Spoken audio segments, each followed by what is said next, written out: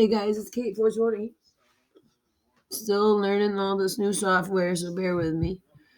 Um, I'm here today to talk about the other case I've been looking into. Shout out Fact Check TV. Shout out Stacy W for bringing this to my attention. Uh, this is Alexis Camry Scott, 20 years old, from Peoria, Illinois. I'm probably not saying it right, but um, and so let's talk about what's going on with Alexis. Alexis has pretty much a absolutely unique story because Alexis um, hasn't been in this situation isn't in this situation for a first time. Alexis went missing before, and before I get into this whole thing, I'm going to play a video for you to show the story about her being trafficked, kidnapped in Las Vegas, trafficked into sex in Sacramento. She made it out, but barely alive, naked, bloodied, and beaten, and made it home only to go missing again 3 weeks later. So hang on. Alexis also has a son. His name is Trayvon. I believe Tevin or Trevin. Yeah, no, I think it's Tevin. Yep, Tevin is the son. Sorry, Trayvon is a tattoo she has. I'm not gonna play fact checks video, but this right here is a whole boatload of information on it. I came across it after I had started looking into this, and apparently she was into it 4 days ago. So again, shout out fact check. Go check her out. She is up on all of the latest cases that need help with finding justice.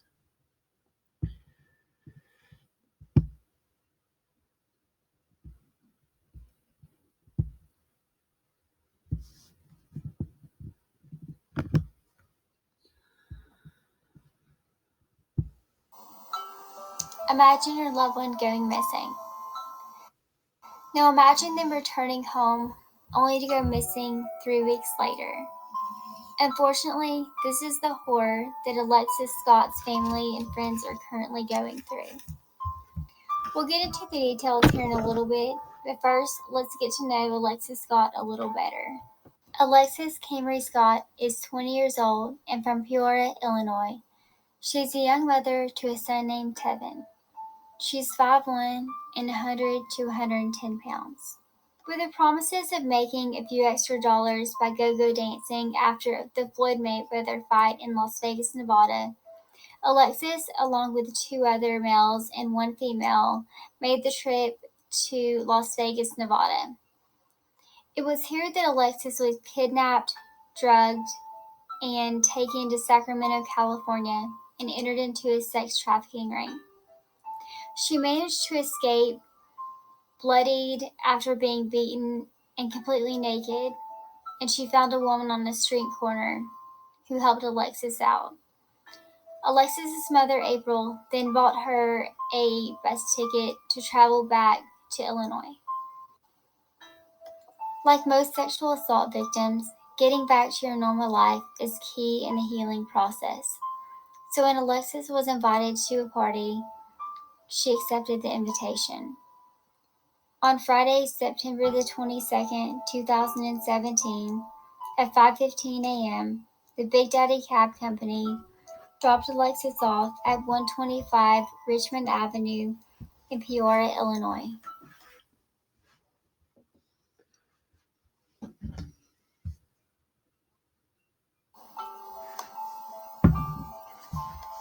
The cab driver was the last person confirmed to have seen Alexis. He remembers a gentleman coming out of the house with dreadlocks and paying Alexis's fare. Unknown to Alexis, the gentleman that lured her there, the homeowner, was affiliated with the man that was responsible for her kidnapping in Las Vegas. So on that same night, there were other unconfirmed sightings of Alexis. One being at 5 a.m., somebody stated they saw her walking, which is impossible, considering she didn't get there until 5:15. Others stated at 5:30 they saw her walking, which it's not like in Peoria you can go hail a taxi. They're not around that area. It's not like Chicago where there's taxis everywhere. And another one stating that she got into a blue Impala. And a lot of people actually say they never saw her leave the party at all. A lot of very shady activity took place on the day after Alexis disappeared on September the 24th. The owner of the house placed a washer and dryer up on Facebook stating they had to be gone that day and somebody needed to come get them and he just had to have them out of his house. I'm unsure whether or not they've traced back the person that actually picked those up, but hopefully they can and they can process those for further testing. As well as the promoter, the so-called promoter, he made a lot of very shady Facebook posts. He actually is very active on social media, and all of a sudden on the 24th had nothing to say whatsoever. So here are a few posts from him that I found pretty alarming. So now this first one I'm assuming might have been when they were on the trip. It says, "Her best friend is her worst friend. Thoughts ain't loyal and I love it." This is what he posted literally the day after Alexis went missing, calling himself a pimp, which obviously is what he is. This one struck me as kind of odd and a little threatening. And this one just really scared me a little bit. Nearly 2 months after Alexis went missing, the police finally searched the house on Richmond Avenue, gathering clues. Alexis was last seen wearing light-colored blue jeans, a black zip-up hoodie with pink designs from Victoria's Secret's pink line. Her hair was in a ponytail. She has brown eyes and long brown hair. She's 5'1" and between 100 and 110 pounds. She has several tattoos, including royalty on her left inner arm, paw prints on her right shoulder, Trayvon on her right wrist, Tevin Jr. on her right shoulder, the name Lily on her left shoulder. She has pierced ears and braces on her lower teeth. So I absolutely urge everybody watching this video to share it. We need to get Alexis's face and story out there. I'm going to include below the GoFundMe page that April would love to get a private detective. So that's below. There is a Cincy code below where a young lady is donating a percentage of her Cincy sales to Alexis' mother to help aid in finding Alexis. I am including the hashtags, the Alexis Facebook page below. So you guys check those all out. I'm going to be donating to GoFundMe, and if you guys have any extra anything and you would like to help April, that is Alexis' mother, please do so. This is so important. And I'm going to include the numbers below. You can remain anonymous if you have any tip. Even the most insignificant tip could be the break that they're needing. So, if you see something, say something. If you've seen something, definitely say something. Even if it seems like the most minute detail, it could break the case wide open. So, and if anybody knows about those washer and dryers, submit the tip. You can be anonymous, completely anonymous. The numbers are below, the Facebook, the GoFundMe, the hashtags. Let's get Alexis' story out there and let's get her heard and let's find this woman. I urge everybody in Miami, in Chicago, in California, in Nevada, in Mexico, share this. In New York, any place where human trafficking is like a grave problem, Please share this video. Let's get this out All right. there. So now that you understand all the basics of the story, I want to go back and read a couple of things. Let's see here.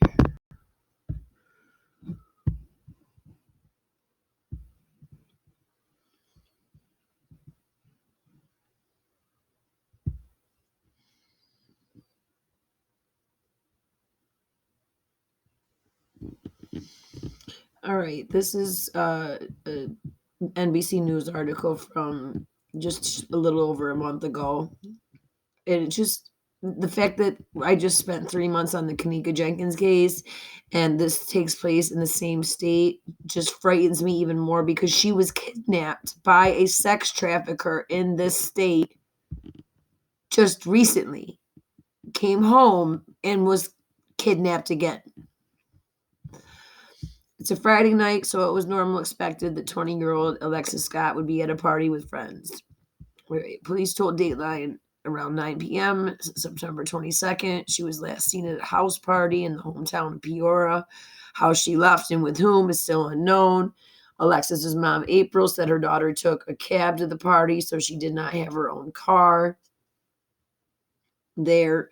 It says she usually goes out to a party and she is back by sunrise. So I'm calling her all of Saturday and all of Sunday and nothing. After checking Alexis's friends, April says her worries intensified. It was Tuesday at this point. Nobody had heard from her. Alexis's social media accounts had gotten silent. When Wednesday came and there's still no post, I knew something was wrong.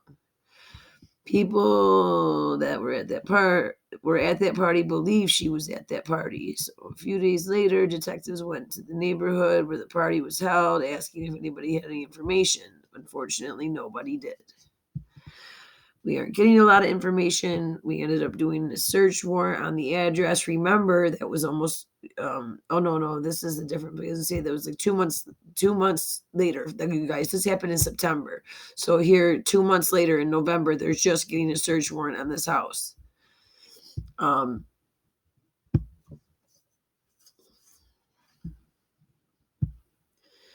this is where they execute that search warrant right here.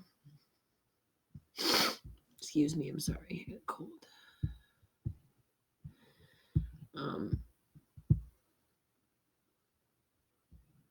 Okay, that's just her picture.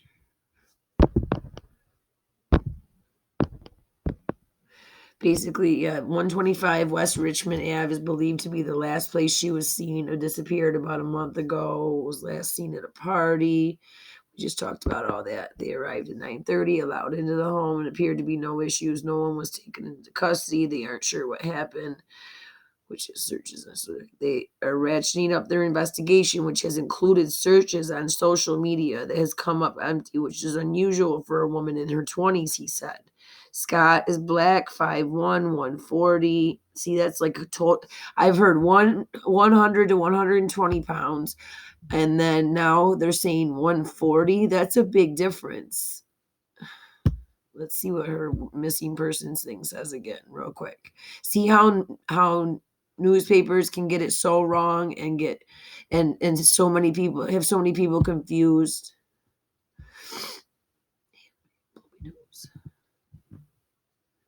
Come on, there you go. 115 to 120 pounds. So that newspaper just put 20 pounds on her that she did not have. That now you're going to be looking for someone that is not, that is much heavier than this girl, 20 pounds heavier than this girl. You're not going to be looking for this. This particular young lady. They also call her Lex with 2 X's, guys. That's her nickname, Lex. It's a good thing to know. There's a Facebook page right here to help find her, and I'm going to go back to that YouTube channel and I'm going to show you guys the GoFundMe and all that, so that if you're interested in helping the family out in any way that you can. What's going on? Why is it taking so long? want the actual page. Sorry.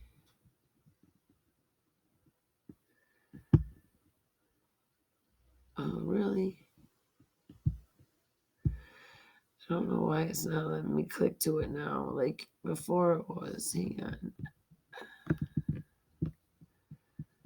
Right here. That's what I was trying to find. Right here, December 6th through the 20th. So it's over now, but there was a fundraiser where this lady, this lady that sells Sensi's, was going to give 100% of her profit to April, the mother, to help her get a private detective. So right here, 100%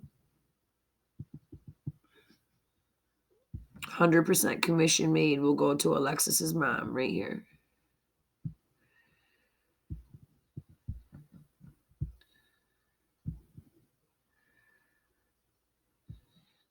Right. Jill Shanks, Dusty Mendenhall. All right, so there is that.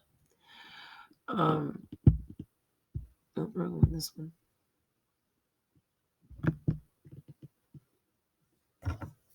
Boy, these things are taking forever to load. I'm sorry. Maybe the new software bogging down everything. I'm gonna have to clean stuff out soon. Or close stuff down that I'm not using. So let me do that real quick. I'm sorry, bear with me.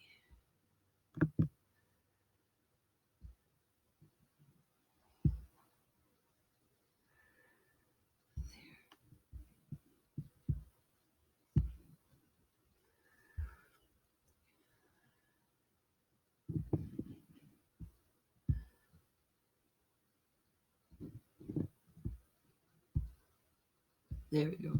This is websleuth.com. If you're a researcher on YouTube, you know this channel very well. If you're a person that's looking for missing persons cases to delve into, this is another big page for that. It's websleuths.com. So anyway, I was skimming through here to see what they have, any information on her. And look, first things first, 140 pounds. So the posters say 100 to 120. And then the news says 140. And then look what gets put online. 140, 140, 140, 140. That's how disinformation gets spread so quickly. It could be that the poster's wrong. I don't know. I'm just saying, like, that's a big difference. Having gone through the Kanika Jenkins case, it's a big difference.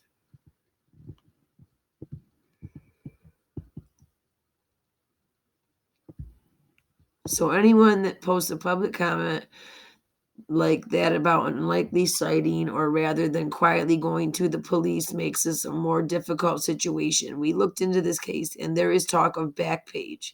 Anyone know how to sleuth Backpage to see if she was actually on there? Also, there is talk of a washer and dryer being removed. She was last seen in its 125 Richmond. Someone said they seen her get into a vehicle with two males. Someone said she was seen at a Taco Bell and gas station. Her Facebook shows 3 status updates right before she vanished. Her phone was with her, no activity, and police are looking into that. There's a new Facebook page for her, Find Alexis Scott. There's a search this weekend from Taco Bell, 2 blocks from where she was last seen. I believe she is listed as missing and endangered. There are 3 news links on the story now, all Facebook page listed above. Let's go, sleuthers, and find this young woman.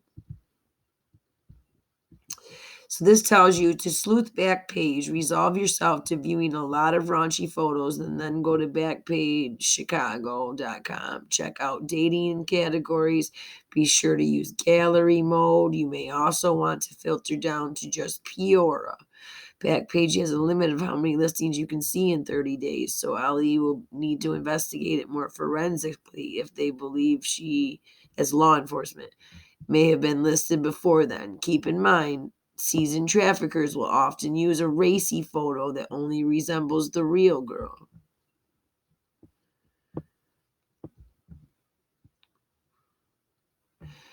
There goes my sheltered life. Thank you, Chicago Crime Search, for the helpful tips. Let's see here. Chicago, baby. My hat's off to you, those that can do this. I don't have the stomach for it. I hope Alexis is found safe. Still missing her NamUs page and photos. Here we go. That's her official NamUs page and photo, which is a missing persons thing. So what does that say for?